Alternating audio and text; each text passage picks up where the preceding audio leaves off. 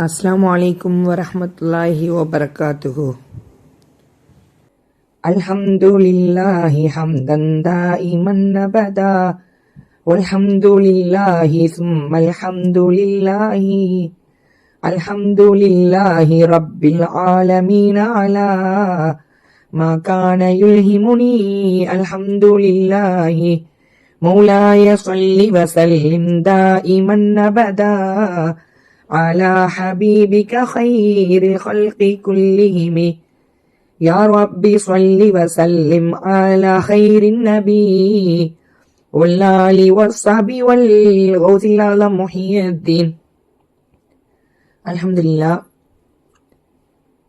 25 April 2024 வியாழக்கிழமை அந்தி பொழுது சாய ஜும்மாவினுடைய இரவின் ஆரம்பம் மகரிபு பொழுது.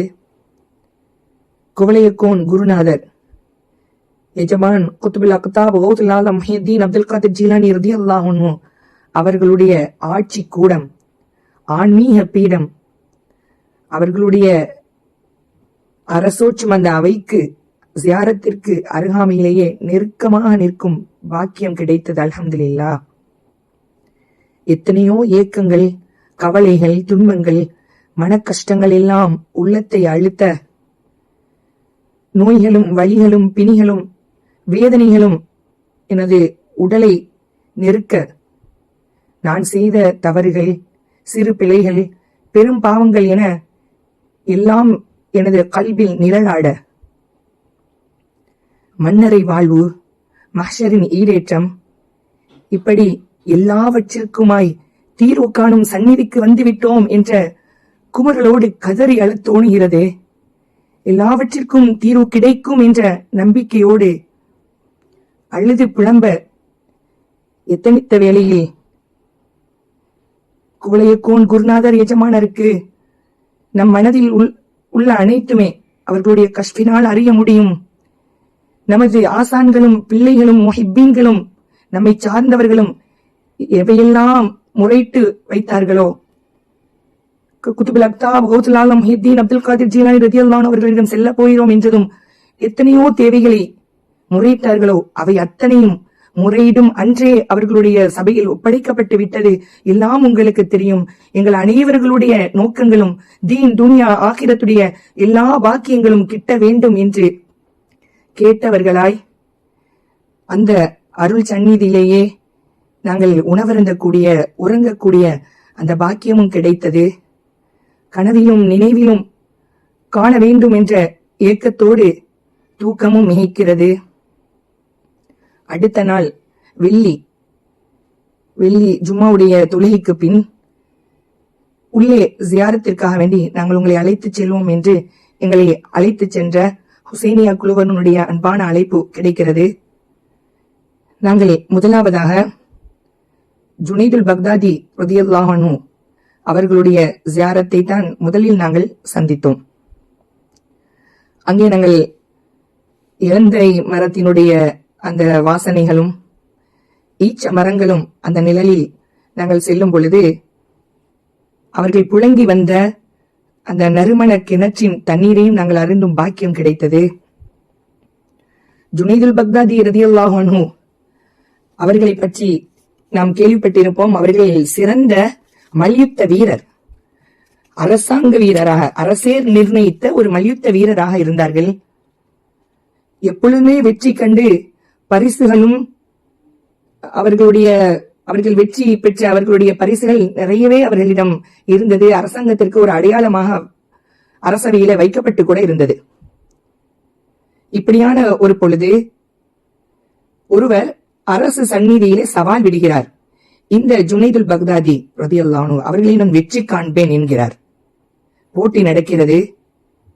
அவர் ஒரு மெலிந்த தோற்றத்தில், இவரால் ஜெயிக்க முடியுமா, அனுபவமுள்ள ஜுனைதுல் பக்தாதி ரலியல்லாஹு அன்ஹு அவர்களை வெற்றி கொள்ள முடியுமா என்று எல்லோருக்கும் ஆச்சரியம். இருந்தாலும் அவர் சவால் விடுகிறார். ஜுனைதுல் பக்தாதி ரலியல்லாஹு அன்ஹு அவர்கள் அந்த மனிதரிடம் தோற்று போய்விடுகிறார்கள். அரசருக்கு தாங்க முடியவில்லை. எப்படி இவர்களால் தோற்க முடியும்? மறுபடியும் போட்டி நடாத்தப்பட வேண்டும் என்று ஆணையிடுகிறார். மறுபடியும் ஜுனைதுல் பக்தாதி ரலியல்லாஹு அன்ஹு அவர்கள் அந்த மெலிந்த உடையுடைய மெலிந்த தோற்றமுடைய அந்த மனிதரோடு போட்டி நடக்கிறது. அப்பொழுதும் அவர்கள் இரண்டாம் முறையும் தோற்று போய்விடுகிறார்கள்.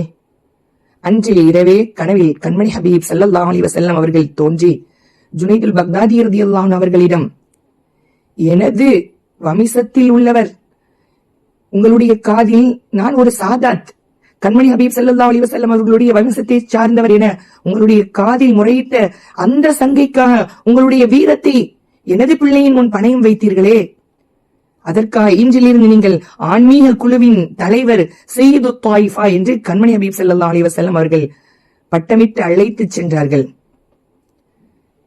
7 வயதிலேயே தன்னுடைய மாமா, தாயுடன் பிறந்த தாய் மாமா சிறிய சக்கத்தி ரலியல்லாஹு அன்ஹு அவர்களிடம் கல்வி பயின்று வந்தார்கள்.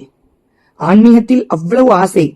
தன்னுடைய வாப்பாவிற்கும் அவர்களுடைய கண்ணாடி வியாபாரத்தில் உதவியாக இருந்ததோடு சிறு வயதிலேயே புத்தி சாதுரியம் மிக்க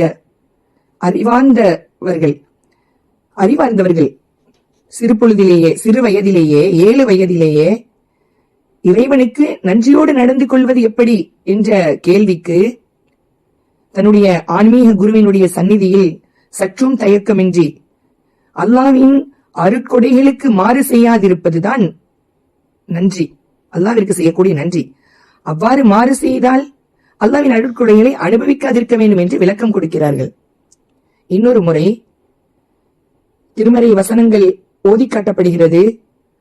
அதில் ஒருவர் மயங்கி கீழே விழுந்து விடுகிறார். சிறிய சக்கத்தி ரலியல்லாஹு அன்ஹு அவர்கள் திகைக்கிறார்கள். உடனே ஜுனைதுல் பக்தாதி ரலியல்லாஹு அன்ஹு அவர்கள் சொல்கிறார்கள், அதே வசனத்தை ஆசானே நீங்கள் திரும்பவும் அதே வசனத்தை ஓதி காண்பியுங்கள் என்று கட்டளையிடும் போது அதே வசனம் ஓதப்படுகிறது.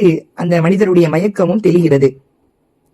ஆச்சரியமுற்று நிற்கும் வேளையில் சொல்லி காட்டினார்கள், நபி யூசுப் அலைஹிஸ்ஸலாம் அவர்களுடைய சட்டை தான் அந்த ஓனாய் கடித்து விட்டது என்று சட்டையை காட்டும் பொழுது அதிலேயே அழுது அழுது அழுது அவர்களுடைய யாக்கூப் நபி அலைஹிஸ்ஸலாம் அவர்களுடைய கண் பார்வை பறிக்கப்பட்டது. பிறகு அந்த சட்டையின் மூலம் தான் அந்த சட்டையை அந்த யாக்கூப் நபி அலைஹிஸ்ஸலாம் அவர்களுடைய கண்ணில் வைக்கும் பொழுதுதான் பார்வை கிடைத்தது என்ற வசனம் எனக்கு நினைவில் வந்தது. நான் அதே வசனங்களை ஓதி காட்டும்படி நான் சொன்னேன் என்று புத்தி சாதுரியமான ஹிக்மத்தான பதில்களை தருவார்களாம். இவர்கள் மஷாயிஹே பாத்தின், தாவூசுல் உலமா என்ற சிறப்பு பெயர்களும் உண்டு. 40 வருட காலம் இஷாவிற்கு செய்த உதுவிலேயே ஃபஜ்ர் தொழுதவர்கள். 40 வருட காலம் அவங்க இஷா தொழுதுட்டு அதே உதுவோடு இருந்து ஃபஜ்ர் தொழுதவர்கள். 33 ஹஜ் செய்தவர்கள். இப்படி ஆன்மீக பணிகள் நிறைய செய்து பக்தாதில், ஈராக்கில், கருக் என்ற பாதியில், ஷூனிசியா என்ற ஏரியாவில் தனது வயது 80 ஹிஜ்ரி 298 மறைந்து விடுகிறார்கள்.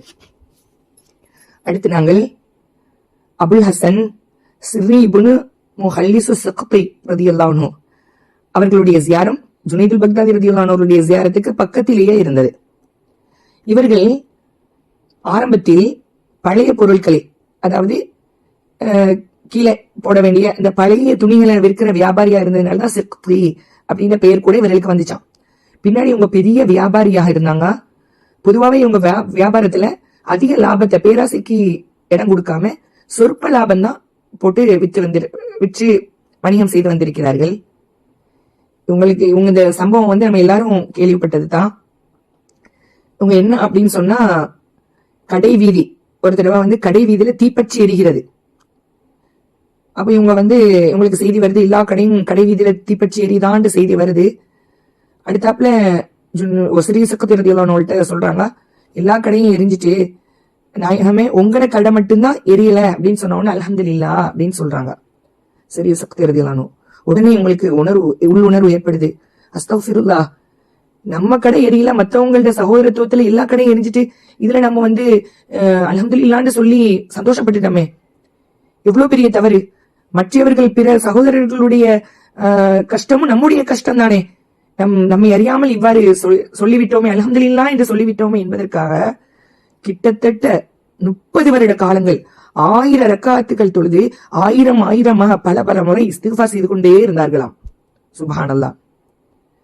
இவர்களுடைய ஆசான் ஹபீபுர் ராய் ரலியல்லாஹு அன்ஹு இவங்க இவங்களை கடந்து போகும்போது இவங்க வணிக வியாபாரத்திலிருந்து ஒரு அமௌண்ட்டை கொடுத்து ஏழைகளுக்கு தர்மம் செய்யுங்கன்னு சொன்னாங்களாம்.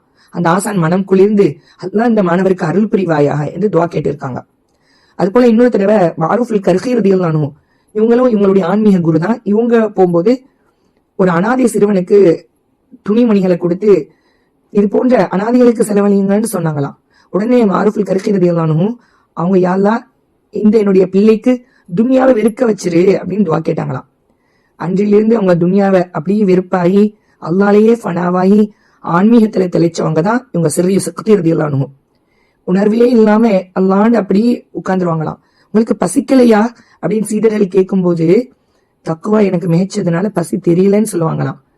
அப்படிப்பட்ட பெருமகனார் ஹிஜ்ரி 653 சூனிசியா ஏரியால 98வது வயதுல இவர்கள் மறைந்து விடுகிறார்கள். இவர்களுடைய ஜியாரத்துக்கு பிறகு நாங்க 3 பேர் ஒரு கோட்டைக்குள்ள இருந்தாங்க. அந்த ஜியாரத்தை நோக்கி போனோம். அதுல அவங்கள அடையாளம் காட்டப்பட்டுச்சு. தப்சீர் ரூஹுல் மஆனி தப்சீருக்கு சொந்தக்காரர் மஹ்மூத் இப்னு அப்துல்லாஹி ஹுசைனில் அல்யூசி அவங்களும் இங்க இருக்காங்க அப்படின்னு சொல்லி அடையாளம் காட்டப்பட்டுச்சு. அவங்க யாருன்னு சொன்னா 13 வயசுலேயே கல்வி கற்று ஆன்மீக பாதையில நிறைய கிதாபுகள் தப்சீர் எழுதின ஒரு பெரிய மகான். இவங்க அபுஸ்தனா ஷிஹாபுத்தீன் சுக்ரி இவங்க இதெல்லாம் இவங்களுடைய புனை பெயரு. கண்மணி ஹபீப் ஸல்லல்லாஹு அலைஹி வஸல்லம் அவங்களுடைய வம்சத்துல உள்ளவங்க. இவங்க ஹனஃபி இமாமை பின்பற்றி வாழ்ந்தாங்க. இவங்க ஹிஜ்ரி 1670 மறைந்தவங்க. இது போல இவங்களுடைய பூட்டனார், அதாவது இவங்க இப்ராஹிமுல் அல்யூசின்னு சொல்லி ஒரு ஆள் அவங்களும் அங்க மறைஞ்சிருக்காங்க. இப்ராஹிமுல் அல்யூசி அவங்களுடைய பாட்டனாரு நொமான் ஹைருத்தீன் அல்யூசி. அவங்க வாப்பதான் தப்சீருல் மஆனிக்கு சொந்தக்காரரான மஹ்மூத் அல் அல்யூசி. அப்போ இப்ராஹிமுல் அல்யூசி அவங்கள்ட்ட பூட்டியப்பா. இந்த இப்ராஹிமுல் அல்யூசி இவங்களும் சிறந்த ஒரு மாமேதை. இவங்க எழுதின நிறைய கிதாபுகள் மக்தபத்துல் காதிரியா, இது குத்துப் நாயத்திரி கோட்டை நாங்க தங்கி இருந்த அந்த இடத்துக்கு பக்கத்திலேயே ஒரு பெரிய நூலாக இருந்துச்சு. இதுல இந்த இப்ராஹிமுல் அல்யூசி எழுதின நிறைய கிதாபுகள் அங்க இருக்குதான். இவங்க இவங்க ரசூல் ஸல்லல்லாஹு அலைஹி வஸல்லம் வம்சத்துல உள்ளவங்க தான். ஹிஜ்ரி 1370 இவங்க மறைந்திருக்கிறாங்க. அதோட அங்க ஹுசைன் ரலியல்லாஹு அன்ஹு அவர்களுடைய வம்சத்துல வந்த ஜைனப் ரலியல்லாஹு அன்ஹா ஜைனப் நாயகியும் இங்க அடங்கியிருக்காங்க அப்படின்னு சொல்லி சொன்னாங்க. அதுக்கப்புறமா நாங்க யூஷா இப்னு நூன் அலைஹிஸ்ஸலாம் இவர்களுடைய ஜியாரத்துக்கு போனோம்.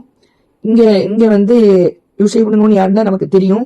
சூரத்துல் கஹஃப்ல இது கோல மூசா லி ஃபத்தாஹு, அந்த ஃபத்தாஹ் வாலிபர்னு சொல்லப்படுது. அவங்கதான் மூசா நபி அலைஹிஸ்ஸலாம் அவங்களுக்கு ஹிதமத்தை செஞ்ச வாலிபர். ஃபலம்மா பலகா, இந்த 2 பேரும் அந்த கதையை விவரிக்க போனா பெருசா வரும். இவங்க யாருன்னு சொன்னா மூசா நபி ஹாரூன் நபி அலைஹிஸ்ஸலாம் இவங்களுக்கு பின்னாடி நுபுவத் வழங்கப்பட்ட, மூசா நபிக்கு ஹிதமத் செஞ்சுட்டு வந்தவங்க. அவங்க மறைவுக்கு பின்னாடி இவங்களுக்கு நுபுவத் வழங்கப்படுது. யூஷா இப்னு நூன் அலைஹிஸ்ஸலாம் இவங்களும் ஒரு நபி. இவங்க விஷயத்துல ரசூல் ஸல்லல்லாஹு அலைஹி வஸல்லம் ஒரு கராமத்து, ஒரு அற்புதத்தை சொல்லி காட்டினாங்க.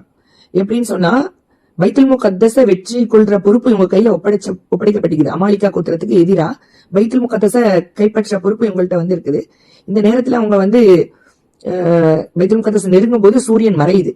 இவங்களுக்கு ஒரு பயம் வருது, மறைஞ்சிட்டா எப்படி இருட்டாயிடுமே, எப்படி கைப்பற்றுறது அப்படிங்கும் போது அல்லாஹ் சூரியனை நிறுத்தி வச்சானா.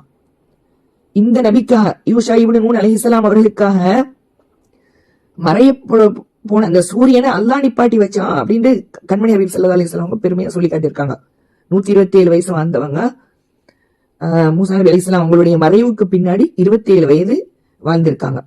பனி இஸ்ரவேலர்களுக்கு நிறைய சேவைகள் புரிஞ்ச யூஷா இப்னு நூன் அலைஹிஸ்ஸலாம் இவங்களை சந்திக்க நேர்ந்தது. அல்ஹம்துலில்லாஹ். நாங்க இதுக்கப்புறமாவும் நிறைய ஜியாரத்துகள் போனோம். இன்ஷா அல்லாஹ் அடுத்த பகுதியில அதை நான் தெளிவுபடுத்துறேன் இன்ஷா அல்லாஹ்.